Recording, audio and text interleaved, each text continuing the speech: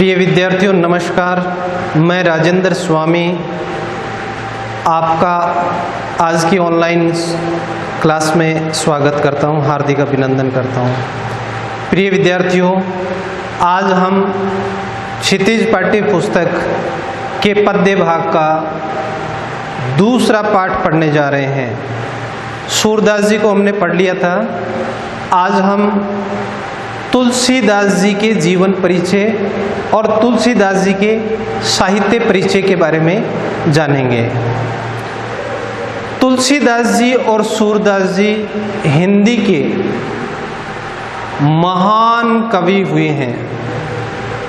सूरदास जी और तुलसीदास जी के बारे में यह एक दोहा भी प्रचलित है। सूर्य सूर्य तुलसी शशि उडगन केशवदास। सूर्य सूर्य, सूरदास जी हिंदी साहित्य जगत के सूर्य हैं। तुलसी शशि और तुलसीदास जी हिंदी साहित्य जगत के चंद्रमा के समान शीतल ज्ञान गंगा प्रभावित करने वाले हैं। तो आज हम तुलसीदास जी का परिचय पढ़ने जा रहे हैं। तुलसीदास जी का पूरा नाम है गोस्वामी तुलसीदास। गोस्वामी तुलसीदास जी का जन्म सन 1532 ईस्वी में हुआ था। और यदि हम सन की जगह इसको विक्रमी संवत में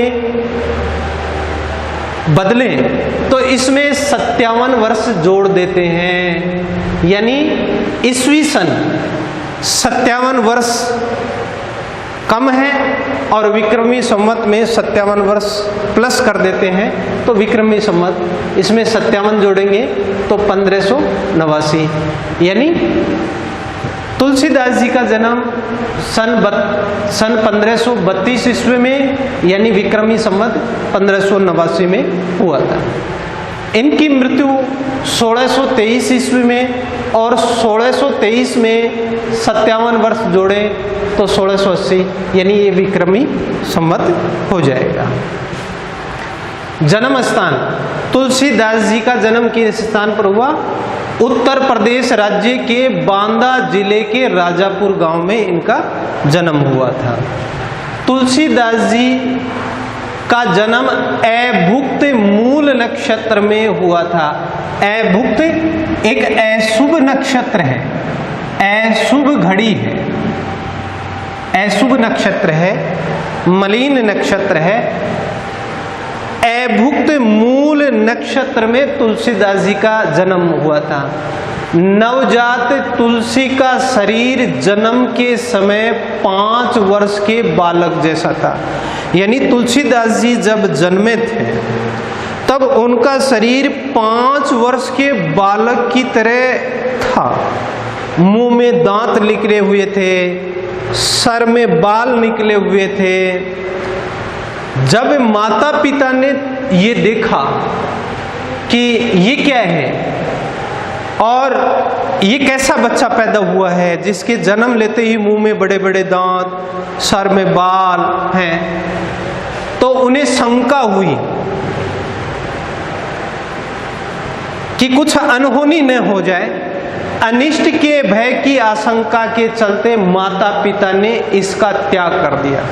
ज्योतिषियों ने बताया कि भाई ये तो अभुक्त नक्षत्र में पैदा हुआ बालक है और तुम्हारे लिए अनिष्ट का संकेत कर रहा है। तो माता पिता ने सोचा कि हमारे साथ में कोई अनिष्ट न हो जाए, इसीलिए तुलसी का त्याग कर दिया। त्याग करने के बाद में ये मुनिया नामक एक दासी थी, नौकरानी थी। इस नौकरानी ने तुलसीदास जी का पालन पोषण किया था। अब देखो, तुलसीदास जी की पत्नी, तुलसीदास जी का विवाह दीन बंधु पाठक की परम विदुषी पुत्री रत्नावली से हुआ था। दीन बंधु पाठक की विदुषी पुत्री थी रत्नावली और अद्भुत सौंदर्यवान थी। तुलसीदास जी का विवाह रत्नावली से हुआ। रत्नावली के शारीरिक सौंदर्य से बहुत ही मोहित और आकृष्ट हो गए तुलसीदास जी, और उससे इतना अधिक स्नेह और मोह रखने लगे कि 1 मिनट के लिए भी उनसे बिछो उनके मन को भयंकर संतप्त करता था। एक किंवदंती प्रचलित है तुलसीदास जी और रत्नावली के संबंध में, यानी एक कहानी प्रचलित है हिंदी साहित्य में कि एक बार की बात है कि तुलसीदास जी कहीं बाहर गए हुए थे घर से। पहले तो वो जाते ही नहीं थे घर से, विवाह के बाद में घर में ही रहते थे, लेकिन एक बार कोई ऐसा काम हो गया जिसके चलते उसको घर से बाहर जाना पड़ा। अब पीछे से रत्नावली का भाई उसको लेने आ गया। अब तुलसीदास जी घर पर थे नहीं, भाई लेने के लिए आ गया। तो रत्नावली ने अपने भाई से कहा कि चलो मैं चलूंगी, लेकिन वो तेरे जीजा जी यानी तुलसीदास जी आ जाएं तो मैं उनको पूछ करके जाऊंगी, ऐसे नहीं जाऊंगी। तो भाई बैठा रहा बेचारा, शाम तक बैठा रहा। जब नहीं आए तो भाई बड़ा उतावला हो रहा था कि देखो रत्नावली यदि चलना है तो चलो, नहीं तो मैं तो जाऊंगा। उनका कोई भरोसा नहीं है कब आए कब नहीं आए। तो रत्नावली के मन में पुरानी बातें याद आई। एक बार मोहवश तुलसीदास जी से बातचीत के दौरान रत्नावली ने पूछ लिया कि मुझे पीहर क्यों नहीं जाने देते। तो भावुकता में आकर तुलसीदास जी ने कहा कि चलो तुम्हारा भाई लेने के लिए आए तो चली जाना। अब रत्नावली ने सोचा कि पहले पूछा हुआ तो है ही, चलो मैं चलती हूँ, और रत्नावली भाई के साथ में चली गई और पड़ोसियों को कहकर चली गई कि वे आए तो उनको समाचार दे देना कि भाई के साथ में पीहर चले गए। अब देर रात्रि को तुलसीदास जी आए, रत्नावली को नए देख करके घर में इधर उधर कोठरी में देखा, पूरी हवेली में देखा, नहीं मिली रत्नावली, तो बड़े उद्विग्न हो गए, दुखी हो गए। तो पड़ोसियों को पूछा तो पता चला कि रत्नावली तो भाई के साथ में चले गए हैं। अब रत्नावली के बिछो से तुलसीदास जी इतने दुखी हुए कि मध्य रात्रि हो गई, 12 बज गए, न चैन आता न सुकून मिलता, और इधर उधर करवटें लेते रहे, नींद भी नहीं आई। तो तुलसीदास जी ने सोचा न खाना अच्छा लगता है, न पीना अच्छा लगता है, न नींद आ रही, क्यों न मैं ससुराल चलता हूँ। तो मध्य रात्रि को ही ससुराल चल पड़े, और ससुराल थोड़ी दूर था। ससुराल में पहुँचे। अब मध्य रात्रि के बाद 1 बजे पहुँचे कि 2 बजे पहुँचे, घना अंधकार था। तुलसीदास जी के ससुराल में हवेली थी, हवेली की चारों ओर चक्कर लगा रहे थे। अब दरवाजा भी खटखटा नहीं रहे थे, क्योंकि वो इस भय की आशंका से दरवाजा नहीं खटखटा रहे थे। रात को कोई कह देगा चोर चोर और पिटाई हो जाएगी, इसीलिए उसने सोचा कि इस समय दरवाजा खुलवाना तो अच्छा नहीं है, कोई चोर समझ के पिटाई नहीं कर दे। तो हवेली के पिछवाड़े जाकर के चढ़ने का प्रयास किया। तुलसीदास जी को पता था कि रत्नावली ऊपर चौबारे में शयन करती है। हवेली के पिछवाड़े जाकर के प्रेम के अंधे तुलसीदास, हवेली में कहा जाता है हवेली के पिछवाड़े एक सरप लिपटा हुआ था, और उस सरप को पकड़ करके ऊपर चढ़ गए। जब सुबह देखा तब पता चला कि मैं तो सरप को पकड़ करके मैं ऊपर चढ़ के आया। ये प्रेम के अंधे तुलसीदास जी थे। तुलसीदास जी जब रत्नावली के चौबारे में के सामने पहुंचे तो हिचकिचाहट हो रही थी कि मैं कैसे खुलवाऊं।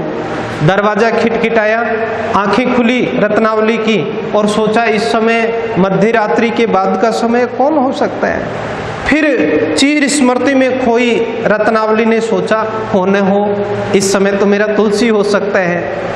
शक हुआ तुलसी हो सकता है। जब दरवाजा खोला तो शक सत्य में तब्दील हो गया, सामने तुलसीदास जी खड़े थे।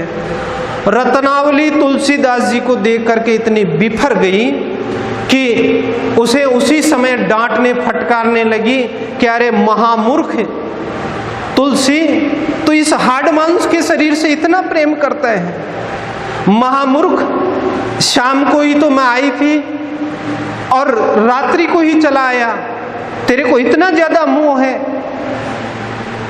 यदि इतना मोह तेरे को भगवान राम से होता तो तेरा कल्याण हो जाता। और खूब खरी खोटी सुन रही। तुलसीदास जी उसी समय मुड़ गए और कहा, रत्नावली अब भगवान राम से ही प्रेम होगा, अब मैं तेरे से प्रेम नहीं करूंगा। और कहा जाता है कि रत्नावली की प्रेरणा से तुलसीदास जी, या तो प्रेरणा मानो या डांट मानो, रत्नावली की प्रेरणा और डांट से तुलसी का जीवन ही बदल गया। और कहाँ सांसारिक मोह से ग्रस्त तुलसी राम भक्ति में लीन हो गए। और तुलसीदास जी से बड़ा कोई राम भक्त आज तक हुआ नहीं है। अयोध्या चले गए। अयोध्या में गुरु नरहरिदास मिले। इनके गुरु का नाम नरहरिदास था। नरहरिदास जी के सानिध्य में रह करके वहाँ पर रामचरितमानस की रचना की। और ये रामचरितमानस की रचना 1631 में की। आज हिंदू धर्म का गौरव ग्रंथ कहें तो भी अतिशयोक्ति नहीं होगी, क्योंकि तुलसीदास जी का ये रामचरितमानस आज प्रत्येक घर में मिलता है और बड़ा श्रद्धा और विश्वास का विषय है ये। अंत में तुलसीदास जी काशी के लोलार्क मठ में रहने लगे। इनकी मृत्यु के संबंध में ये दोहा प्रचलित है, संवत 1680 असी गंग के तीर, श्रावण शुक्ला सप्तमी तुलसी तजो शरीर। यानी संवत 1680 असी गंग के तीर, गंगा नदी के तट पर श्रावण शुक्ला सप्तमी, श्रावण मास की शुक्ल पक्ष की सप्तमी को 1680 में तुलसीदास जी ने गंगा नदी के तट पर अपने शरीर का त्याग कर दिया था। संवत 1680 श्रावण शुक्ला सप्तमी को गंगा नदी के तट पर तुलसीदास जी का निधन हुआ था। अब देखिए, ये रामचरितमानस साहित्यिक परिचय देखिए इनका, तुलसीदास जी के साहित्यिक परिचय। तुलसीदास जी ब्रज और अवधी दोनों भाषाओं में लिखा करते थे। और आपकी पाठ्य पुस्तक में जो रामचरितमानस का बाल कांड आया है वह अवधी भाषा में ही लिखा हुआ है। और रामचरितमानस इनकी अक्षय कीर्ति का आधार ग्रंथ है। यानी इस संसार में लोकप्रिय तुलसीदास जी रामचरितमानस के कारण हुए। इसके अलावा विनय पत्रिका, ये विनय पत्रिका क्या है? इस कलयुग के प्रभाव के बारे में तुलसीदास जी ने भगवान राम से एक पत्रिका, राम को एक पत्रिका लिखी थी, विनय पत्रिका। इस विनय पत्रिका में इस कलयुग के प्रभाव के बारे में वर्णन किया गया है। कवितावली, दोहावली, कृष्ण गीतावली, बरवे रामायण, रामलला नहछू, ये इनके प्रसिद्ध ग्रंथ हैं और आज भी हिंदू धर्म के गौरव ग्रंथ माने जाते हैं।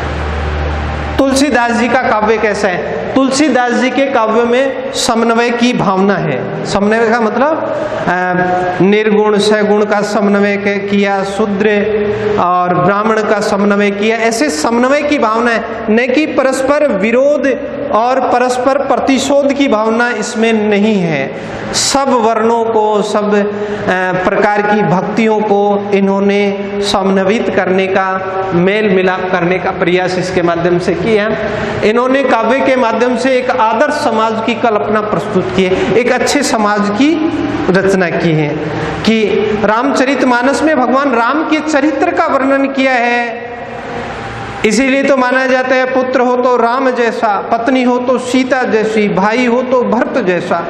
भाई का क्या आदर्श होता है, भाई कैसा होता है, पत्नी कैसी होती है, पिता का क्या धर्म होता है, माता का क्या धर्म होता है, यदि इनके बारे में जानना है तो हमें रामचरितमानस को पढ़ना चाहिए। रामचरितमानस एक अच्छे समाज की कल्पना प्रस्तुत करती है। तुलसीदास जी का काव्य भारतीय समाज के लिए एक आदर्श है। भारतीय समाज यदि इस ग्रंथ को पढ़े, रामचरितमानस को पढ़े, तो आज ये वैर विरोध और आपस में जो मनमुटाव की भावना है ये नहीं रहे।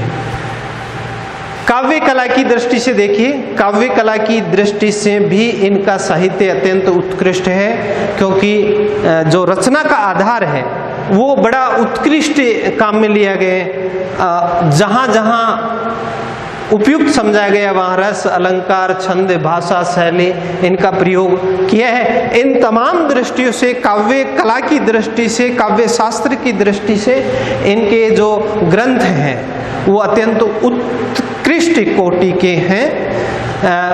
आज हमने तुलसीदास जी के साहित्य परिचय और जीवन परिचय के बारे में जाना। धन्यवाद। जय हिंद, जय भारत।